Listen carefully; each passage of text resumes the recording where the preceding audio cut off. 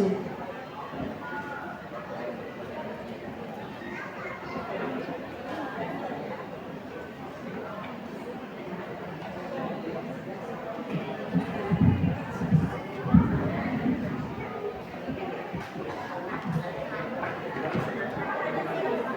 Two. Two. Two.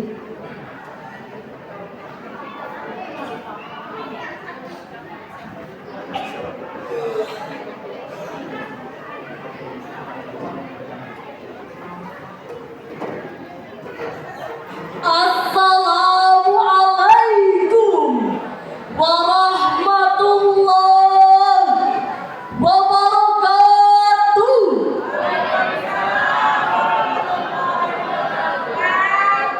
Alhamdulillahi wa kafa.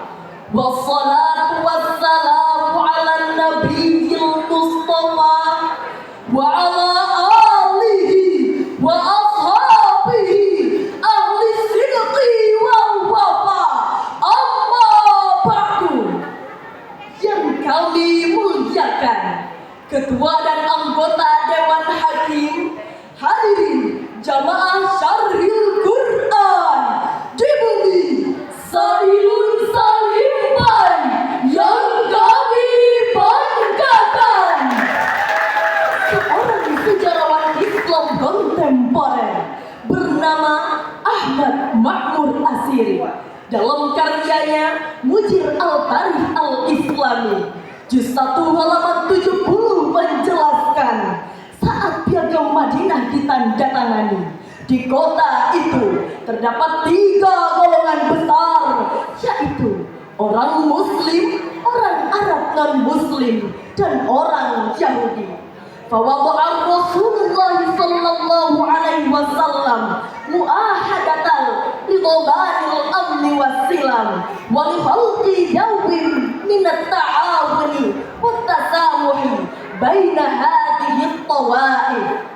Untuk mempersatukan mereka, Rasulullah sallallahu alaihi wasallam meletakkan jaminan kesepahaman, keamanan harta benda dan keselamatan jiwa, serta menciptakan iklim masyarakat yang saling tolong-menolong dan menjaga kerukunan. Berdasarkan pendapat tersebut, hadirin, dalam Islam moralitas memegang peranan yang sangat penting dalam kehidupan beragama dan berperadaban. Hal ini yang kemudian termaktub dalam sebuah prinsip yang disebut dengan maqasid syariah.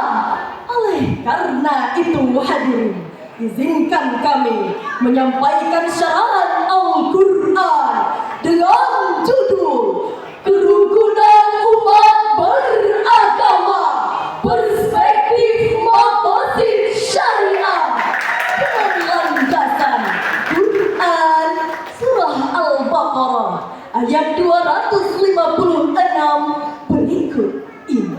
A'udzu billahi minasy syaithanir rajim.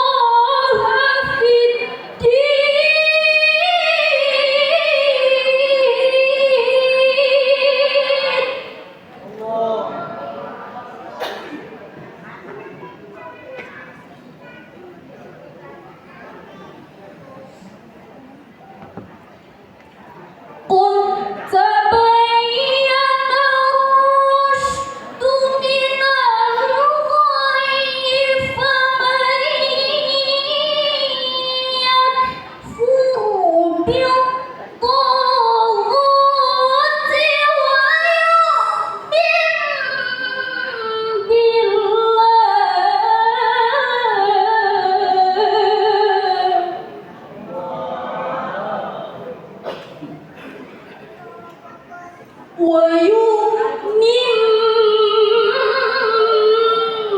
بالله فقد استمسك بالعروة الوثقى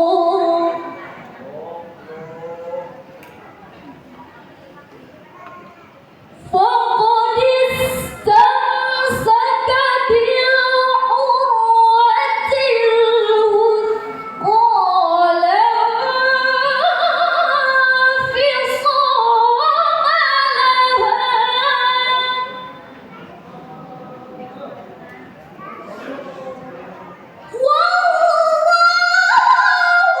سميع عليم.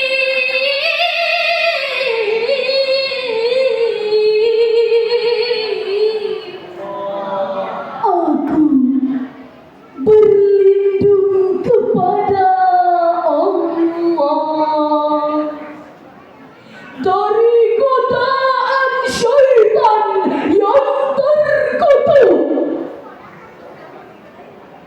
dengan nama Allah yang Maha Pengasih, Maha Penyayang. Tidak ada paksaan dalam menganut agama Islam. Sesungguhnya telah jelas perbedaan antara jalan yang benar dengan jalan yang sesat. Barang siapa ingkar kepada tagut dan beriman kepada Allah, maka sungguh dia telah berpegang teguh pada tali yang sangat kuat yang tidak akan putus. Allah Maha mendengar lagi Maha mengetahui. Hadirin yang berbahagia, dalam tafsir Ibnu Katsir dijelaskan la ikraha fiddin ay la tukrihu ahadan ala dukhuli fi dinil Islam fa innahu bayyinun wadihun jaliyun dalailuhu wa barailuhu la yahtaju ila an yukraha ahadan ala dukhuli fihi. Tidak ada paksaan dalam memasuki agama Islam, yaitu janganlah kalian memaksa seseorang untuk masuk ke dalam agama Islam.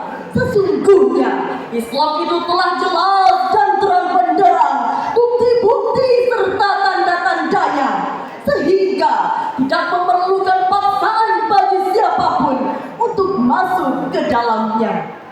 Sementara itu hadirin, Syekh Abu Bakar Al-Jazairi dalam Aisar Tafasir menjelaskan la ikraha fiddin ay la tukrihu ahadan ala dukhuli fiddin wa innama ya'taniku bi iradatihi wa ikhtiyarihi. Tidak ada paksaan dalam memeluk agama Islam, akan tetapi seseorang dapat memeluknya atas pilihan dan keinginannya sendiri.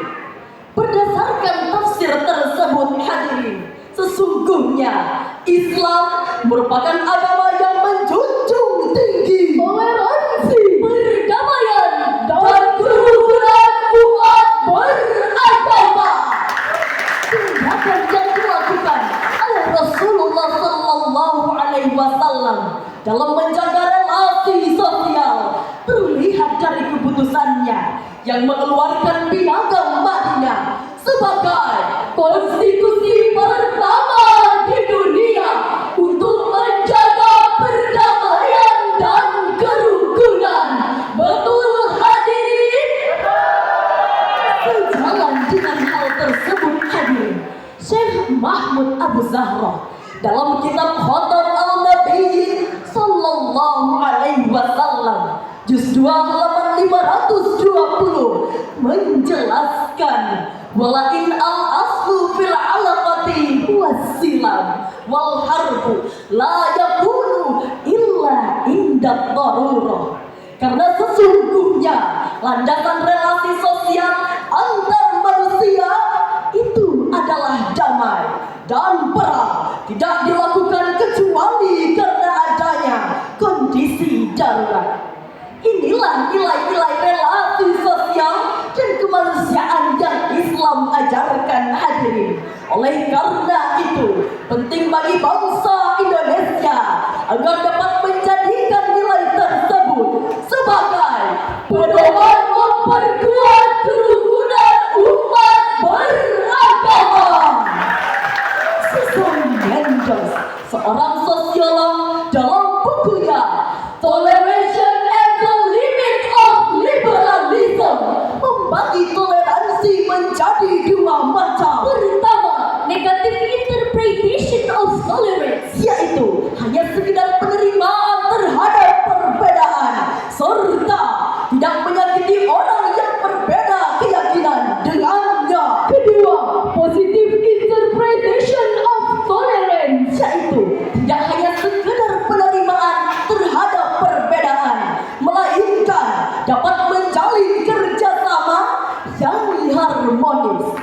Namun demikian, hadirin, persoalan dalam menjaga kerukunan umat beragama bukanlah persoalan yang sederhana. Ada banyak persoalan besar yang akan kita hadapi. Di antaranya mobilitas sosial yang sangat dinamis sejalan dengan proses globalisasi. Setuju, hadirin? Lalu bagaimana sesungguhnya menjaga kerukunan umat beragama perspektif maqasid syariah? Hal ini dijelaskan dalam Quran surah Al-Anbiya ayat 106 hingga 107 berikut ini. Inna fi hadza labalaghun liqaumin 'abidin.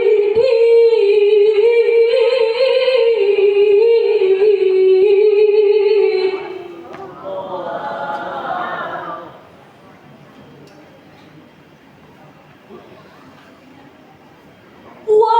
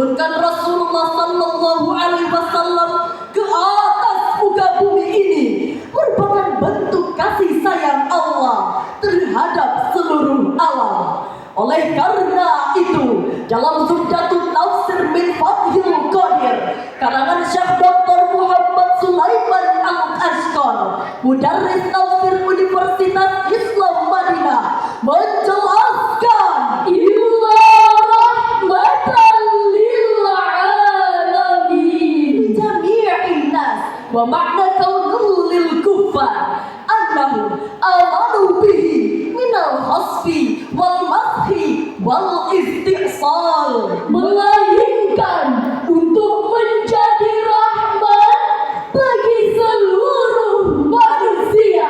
Rahmat yang diterima oleh orang kafir ialah terhindar dari bencana, kutukan dan kehancuran dengan adanya syariah dan hukum-hukum Allah.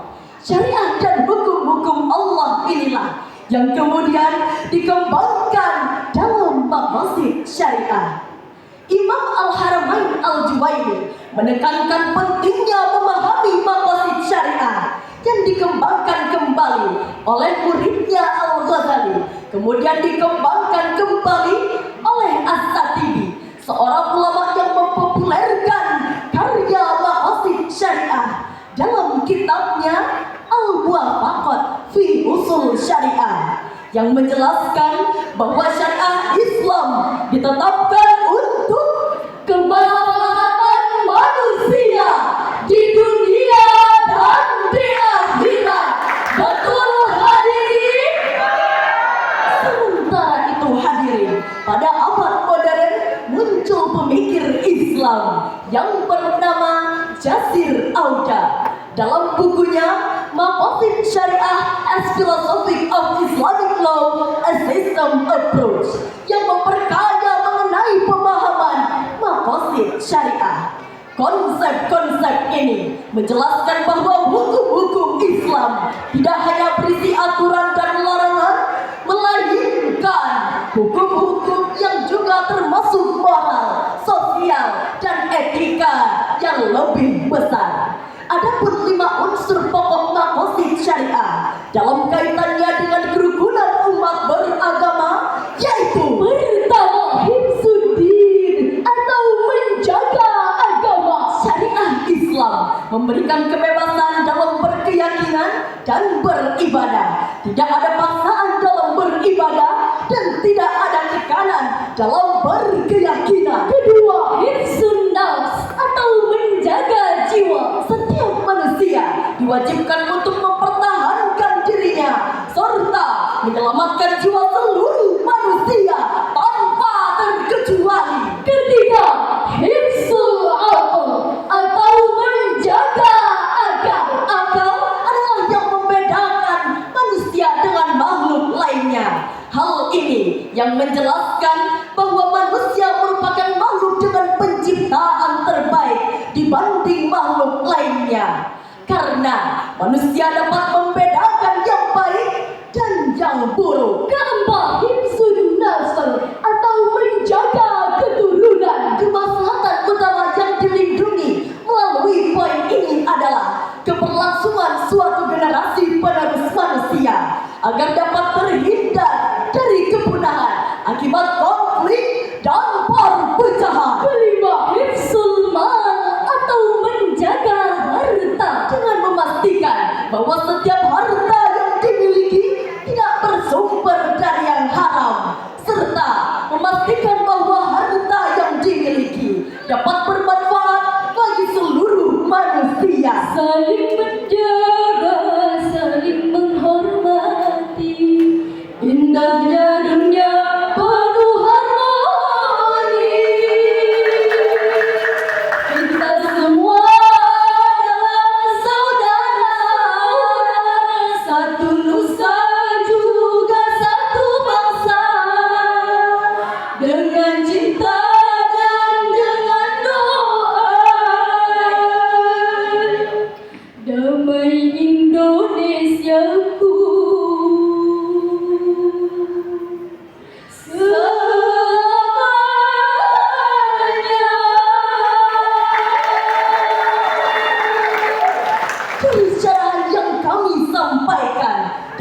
mengambil kesimpulan implementasi maqasid syariah memiliki dampak penting dalam menjaga kerukunan umat beragama di Indonesia agar dapat